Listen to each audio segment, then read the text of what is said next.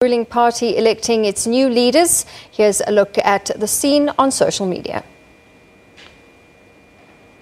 This week saw the hashtag ANC54 and the hashtag Ramaphosa dominating on social media.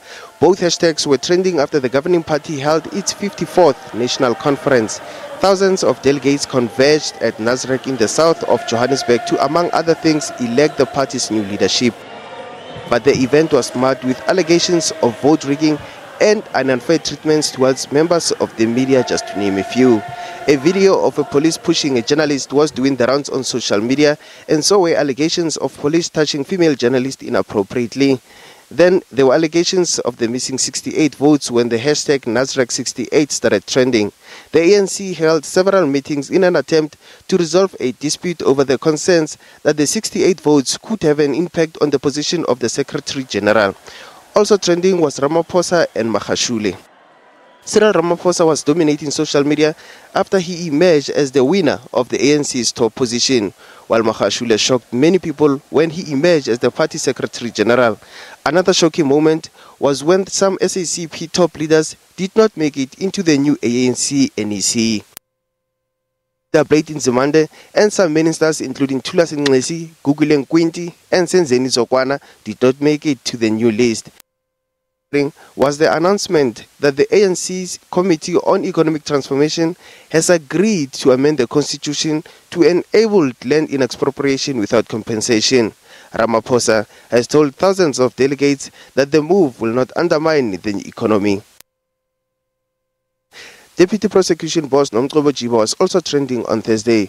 Now this comes after the North Gauteng in Pretoria set aside the decision to withdraw criminal charges against the Deputy Prosecution Boss. Jiba is charged with perjury and fraud for the process that she followed in charging former Hawks boss in KwaZulu-Natal, Johan Boysen, for racketeering. In August 2015, Jiba's boss, Sean Abrahams, withdrew the charges. In 2016, Jiba and advocate Lawrence Mkhwebi were struck of the role of advocates, but they later appealed the decision. Finally, the hashtag Free Education was also dominating social media this week. Now this comes after President Jacob Zuma made an announcement that government was going to subsidize free education. On Wednesday, Science and Technology Minister Naledi Pandor told the media briefing that the ANC was working speedily to implement free higher education for the poor and the so-called missing middle.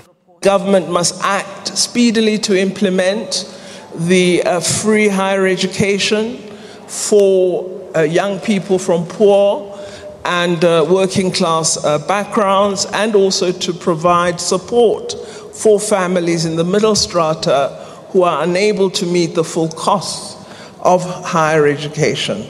The conference said that this is something that they would want to see government implementing from 2018, and they welcomed the announcements that had been made by President Zuma with respect to responses to the commission.